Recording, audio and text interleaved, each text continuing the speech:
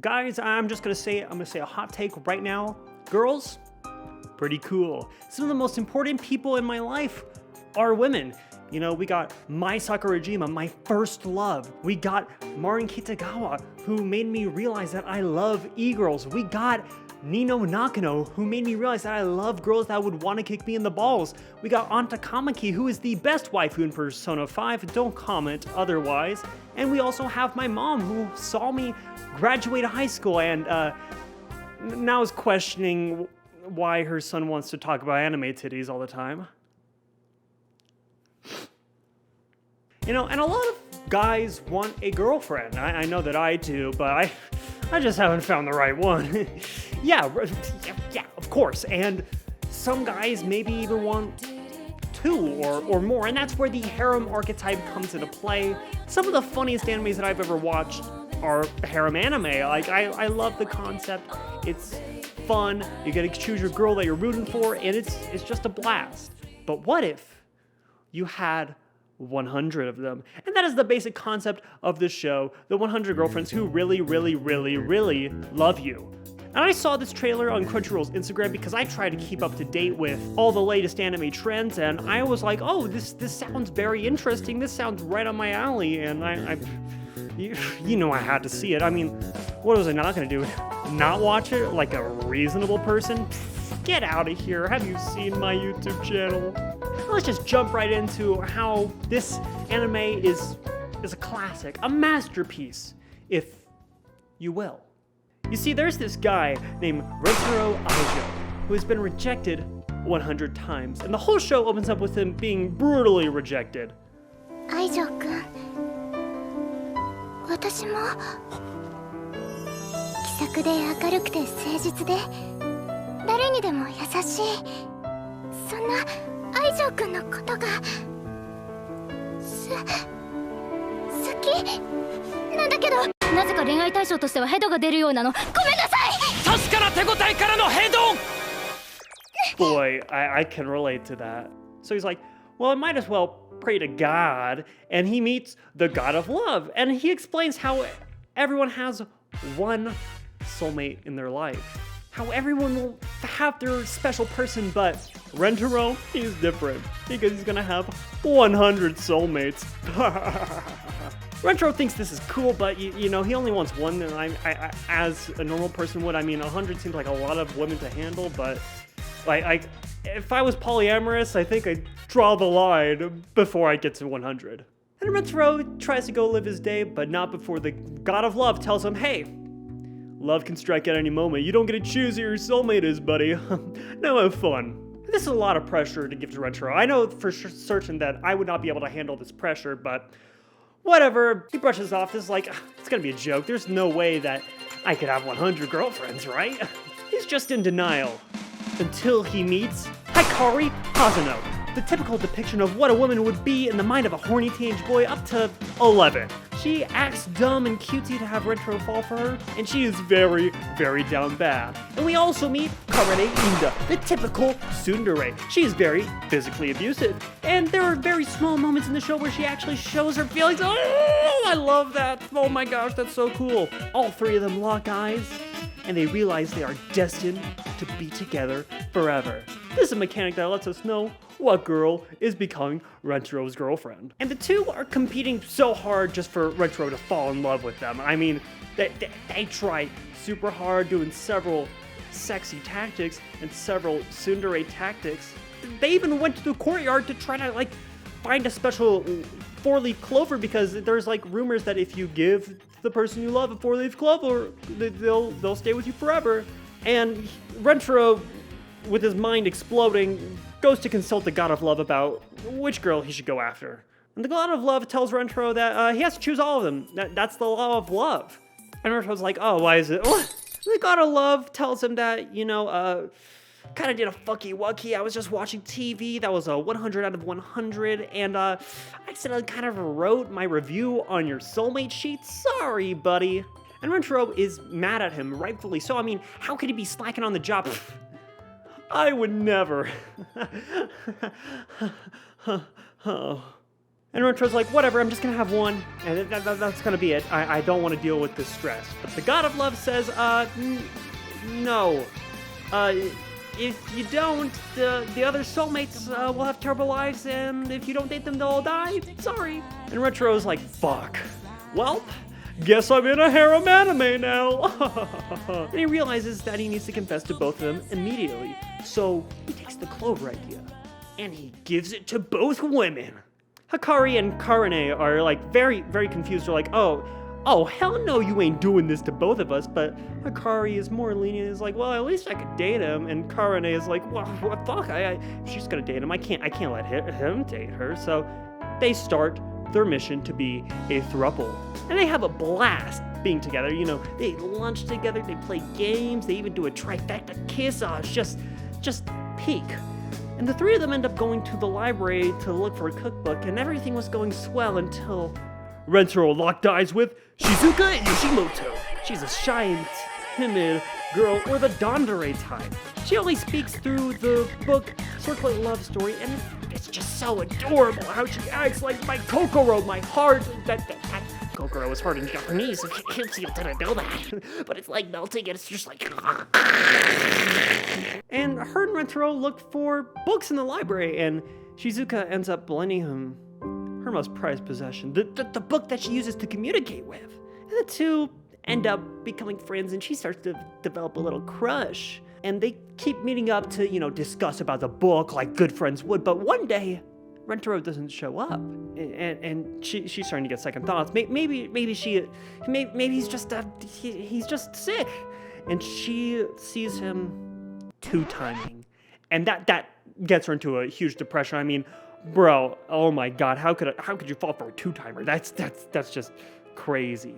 But Rentaro comes back to her, and he surprises her with a text-to-speech app with the whole first volume of the book that she reads. And Shizuka realizes how big of a gesture this is, and she starts to fall more and more in love with him. And Rentaro confesses, and Shizuka's like, fuck it, we ball. And Rentaro tells Hikari, who sees it as competition, and Karane, who just flips out. They were super shocked, but they eventually learned to accept it because, Rentro's a cool guy.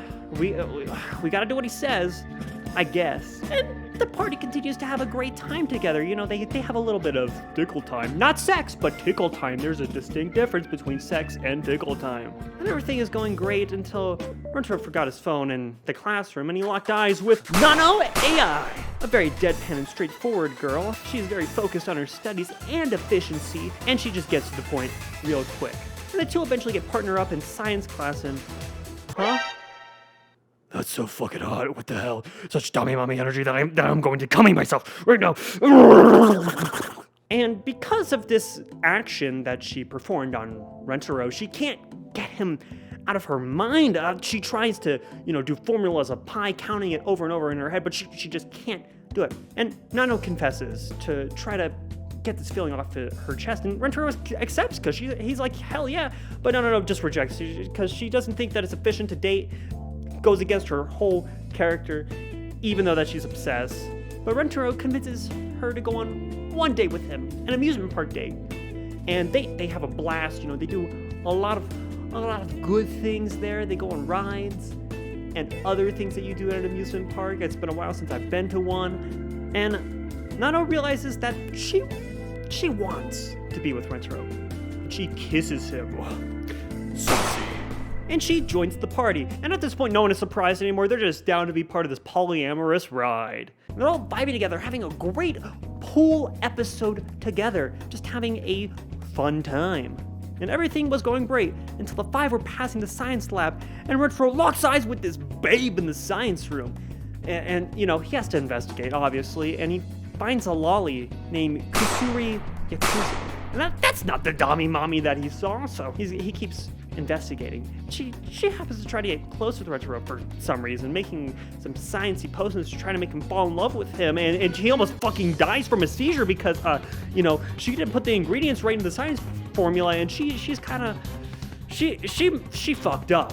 But she then drinks a reverse potion to stop his seizure, and the only way that you can give it back to him is to make out with him. So they do that, and this causes her to transform back into the baddie that he locked eyes with, and we realized that it was just a failed experiment to where she was trying to stay young forever, but she ended up turning to a lolly, which was just a coping mechanism for the writer to include a lolly into the harem. Oh boy, no. This can't be happening. No! She then joins the ever-growing harem and celebrates by giving the group tea.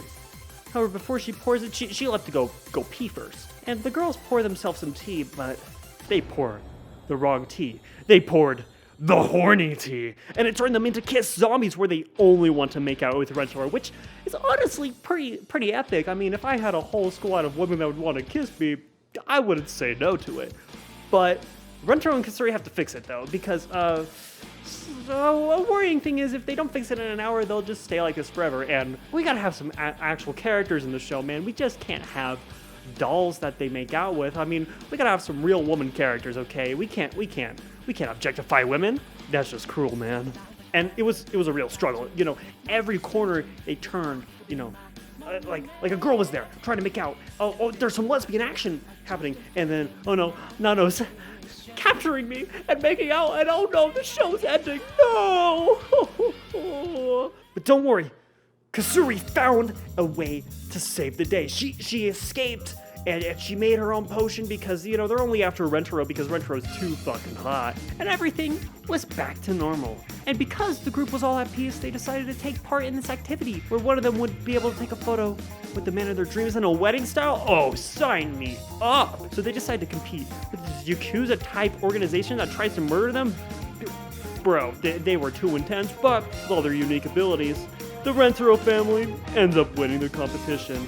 And everything was great until they realized, wait, only one can wear the wedding dress? And so they pull sticks, and Hikari wins. Her dreams are coming true. She was able to wear the dress and be able to take one of the most breathtaking photos with the man of her dreams.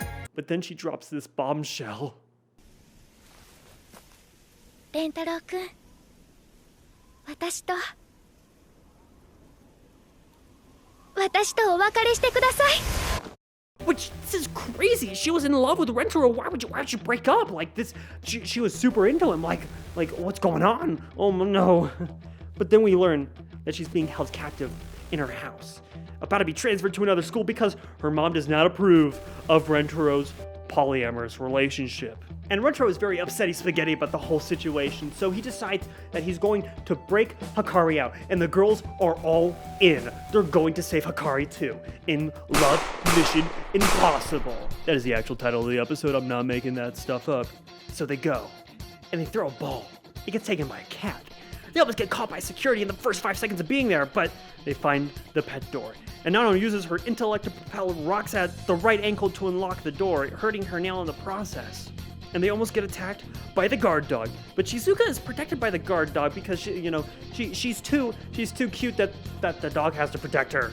That instead of the house, that's the rules of cuteness. And then Kasuri uses a sleeping potion to knock out Shizuka and the dog. And they keep going through the house, but they are eventually stopped by infrared lasers. But Kasuri had the solution. She gave him eye drops that made him see infrared lasers, which was kind of epic. So him and Karane climb up the walls to avoid the lasers, and the two find Hikari and save the day. But they get caught immediately. Then the two get lectured by Hikari's mom, Hahari, about why she treats Hikari this way. She just wants the best for her, okay? She doesn't want some 5-timing bitch boy to date this man because you are gross, you are scum, and you are the world. And this causes Rentaro to cry because he respects her boundaries as a mother, how she is super protecting and loving, and he starts to cry and sob to where his eye drops go out of his eyes anymore, and he locks eyes and...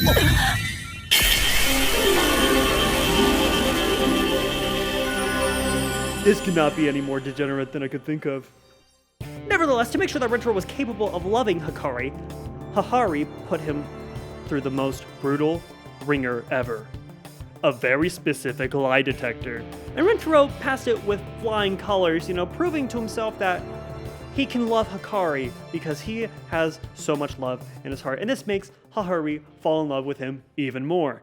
And because of all this, the girls in Retro have the most magical and scarring sleepover one could ever imagine, and it was beautiful. And that's where the show basically ended. And what a ride this show was. I probably did a terrible job explaining what happened in the show, but I was just trying to go through the key spicy notes of the show because that's like what I remember. It was so great. And like each girl got quality screen time. No one was undermined. No one was shafted in the show because the writing was that good. However, the thing is, we'll be able to keep up in the upcoming seasons if they do decide to continue it. I've heard from Garnt on Trash Taste, who read the manga, said that it is still going strong at like 25-30 girls, but I don't know. I don't know, man. We'll have to wait and see. So now the real question is, who is best girl in the show? And I'm going to tell you my rankings and non-biased thoughts of who is the best girl, and you cannot dictate who is better.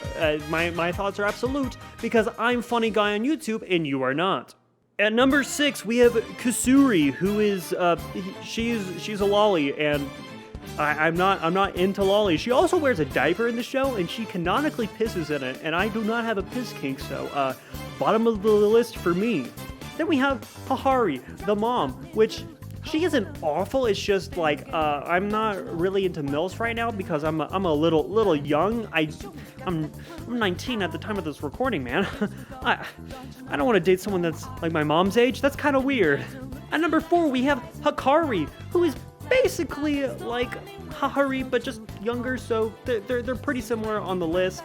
You know, they're just like horny people, which honestly kind of based. But I want a little bit more than just horniness. At number 3 we have Nano, that finger scene carried hard, and I just love her deadpan characteristics. It's just nice to see what efficient ways that she should come up with to show her love. It's beautiful, really. At number 2 we have Karane, who is the tsundere of my dreams. She isn't too tsundere, which is great, but she does highlight the specific traits, and I'm a big simp for tsundere types. And whenever she does get soft and sentimental, ooh, you know my heart starts to melt. And at number 1 we have Shizuka, because she's just perfect in every way. I need to protect her. She is adorable and literally the best. I can't imagine who could be better. And that's just my thoughts on the girls so far. As the show continues, I will be making more videos in the show because I love it, and I will continue updating the list, updating the ranks. So stay tuned for that. Like and subscribe for that. And I was busting a nut, not sexually, constantly because this show was so funny. It took all the situations that could be happening in the show and just cranked it to 11, making the situational comedy peak. And I can't even describe it to you. You just have to watch the show for yourself to understand how beautiful the comedy of the show is. And also, the opening goes crazy. They have multiple versions for each girl and Rentaro, so whoever you stand, you could go with. Me personally, I like all of them together because harem. But the Rentaro one also does go pretty hard. It just makes me excited for the show. The only song I didn't really like that was in there was like there was an ending for just the mom, which it was just annoying and it just hurt my brain. I was like, ugh, bad. And honestly, Rentaro is probably the biggest GigaChad in all of anime. I mean, he's able to pull 5 girls and one of their moms, but it's just beautiful how much of a how many women he can pull, and I strive to be like Rentaro. You know, this was probably the best show of 2023. It had everything that I would find in anime. You know, it had funny moments, it had horny moments, it had emotional beats that I could get invested to the characters, and it had finger sucking. If that isn't enticing to you, I don't want to be friends with you. Sorry, not sorry. And yeah, that's today's video. Sorry if my thoughts were super disorganized. I just wanted to talk about all the saucy moments to try to get you to watch probably my favorite anime that has come out recently. Yeah, if you want to watch my last video, which took me forever to make, I would highly appreciate if you go watch it. It's a bit of an hour long. You can click where Jack Frost is to go watch the Persona 5 Datica video, or you can click my face right here to subscribe to be notified about the YouTube channel whenever I post. And yeah, I'll see you guys next time. Bye.